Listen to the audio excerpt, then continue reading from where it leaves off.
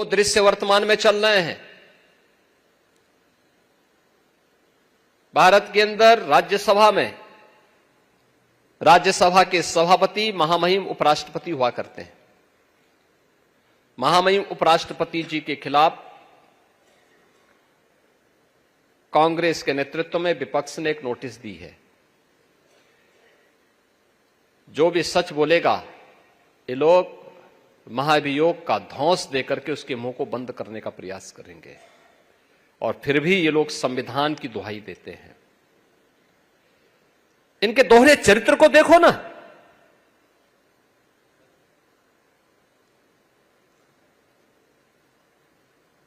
इलाहाबाद उच्च न्यायालय के एक माननीय न्यायमूर्ति ने एक बात कही।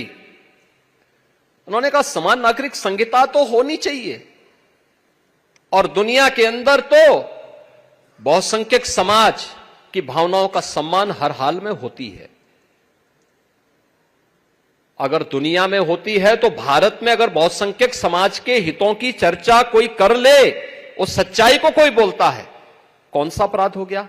आपने देखा होगा इन लोगों ने राज्यसभा में माननीय न्यायमूर्ति के खिलाफ भी महाभियोग की नोटिस दी है। ये है, और ये अपने को लोकतांत्रिक कहते हैं,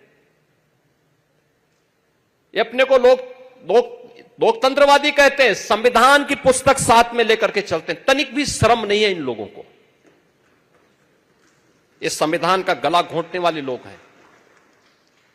यानी समान नागरिक कानून देश के अंदर नहीं होना चाहिए क्या? दुनिया के अंदर बहुसंख्यक समाज जो कहता है व्यवस्था वैसे संचालित होती है, और भारत तो कह रहा है कि साहब भारत के अंदर अल्पसंख्यक और बहुसंख्यक का भेद समाप्त होना चाहिए, सब लोगों पर एक समान कानून लागू होना चाहिए। उल्टा हो रहा है। बहुसंख्यक समाज कह रहा है कि साहब बहुसंख्यक अल्पसंख्यक का भेद समाप्त होना चाहिए, लेकिन ये लोग धौंस देंगे, क्योंकि पुरानी आदत है संविधान का गला घोंट करके देश की व्यवस्था को संचालित करने की, जबरन अपने दम पर ये लोग चलाना चाहते हैं। देश तमाशा देख रहा है।